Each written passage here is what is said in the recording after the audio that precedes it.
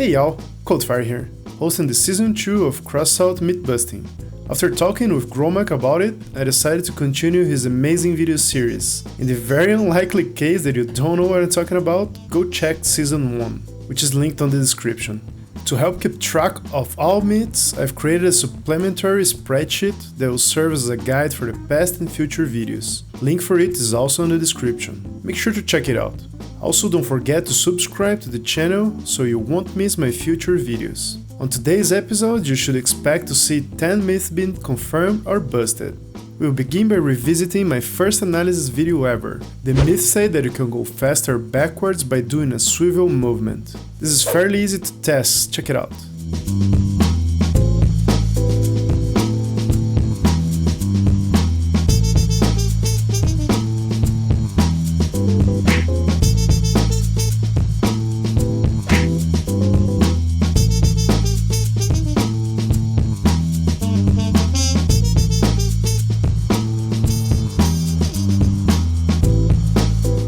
So clearly that is the case for both tested builds.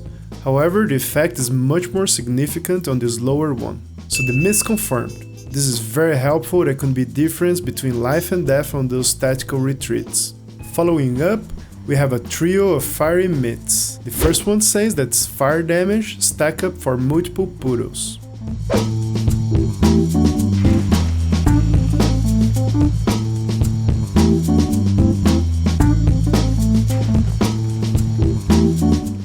For a single puddle, we have 4 damage, for 2 we have 8, and for 4 we have 16. So myth confirmed, the fire damage do stack linearly. The second myth of the trio came from Discord user Violent Bus Driver, and what he wants to know if damage dealt by Draco plus icebox cabin is superior to a firebug.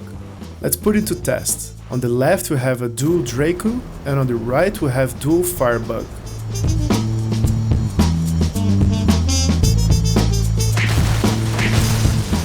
It was close, but no cigar. The firebug is clearly the king of the flames here, which is huge. But the main question is, does the small difference in time to kill justify the huge price difference? The question is tricky to answer, but the firebug have other advantage when compared to the Draco. The ammo count is vastly superior and it takes much longer before overheating. Regardless of all that, the myth is totally busted. For myth number 4 and the last one of our fiery trio, we have a question from the YouTube sub French Toad. He wants to know if the height of parts matter for the incinerator puddle.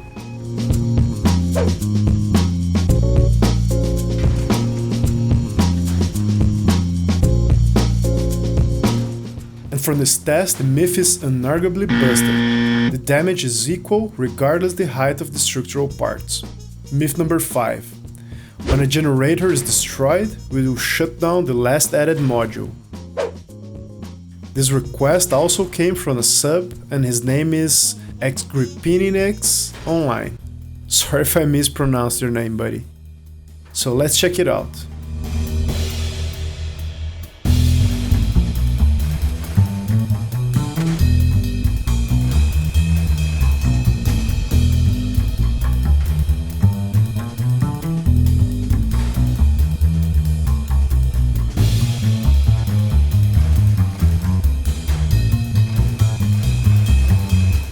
Okay, so far so good, the myth appears to be solid. But what happens if we test this same myth with lances? On the left build, the added last item is the spark, and on the right is the 4 lance slots. However, when we decope the Apollo generator on the back, on both vehicles the spark on top is disabled. If we repeat the same test but with a harvester instead, we obtain the same results. So this myth is kind of confirmed. The rule is valid for all modules with the exception of active melee ones. For myth number 6, we have one more time Violent Bus Driver here. He wants to know if the Cheetah engine gives faster acceleration than the Golden Eagle when using on tracks. To test that, I built some light and heavy rides that are all near maximum tonnage, and tested the time it takes to get to the garage door. For the light build, the difference is small but notable in slow motion, but it turns out that the Cheetah loses the race.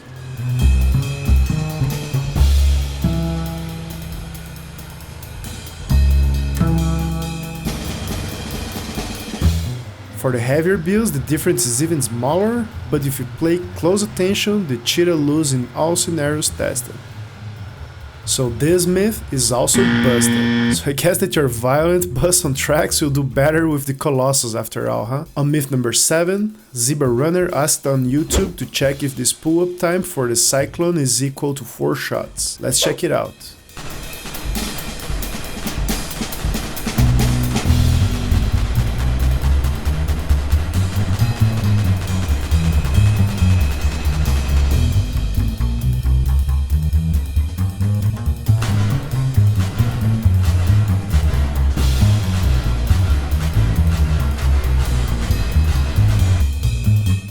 After re-watching the recording in super slow motion, we can affirm with no doubts that the myth is busted. However, after the 8th shot, the weapon rate is almost stable. And you know what they say, third time is a charm. For myth number 8, let's see what we can finally confirm a myth from Discord user Violent Bus Driver. We also want to know if the cabin perk can affect the toll missile damage.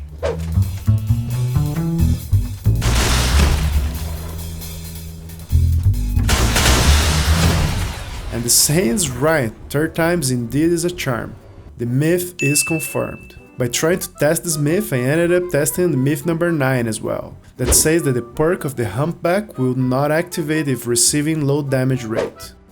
This request was also from YouTube sub French Toad, and when recording the toll myth, I was not able to activate the humpback perk by only taking damage from the garage bots. So there it is, French, myth confirmed. The last myth from this episode is actually not a myth, it's more like a question. YouTuber sub Christopher Bell, sorry if I screwed up your name, asked for how much is the mandrake base damage.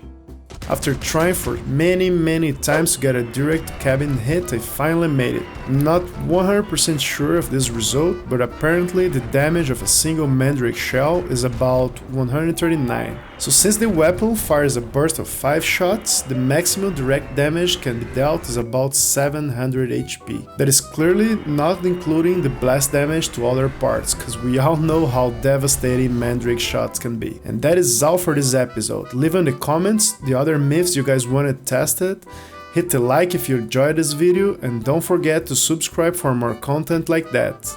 And I see you next time.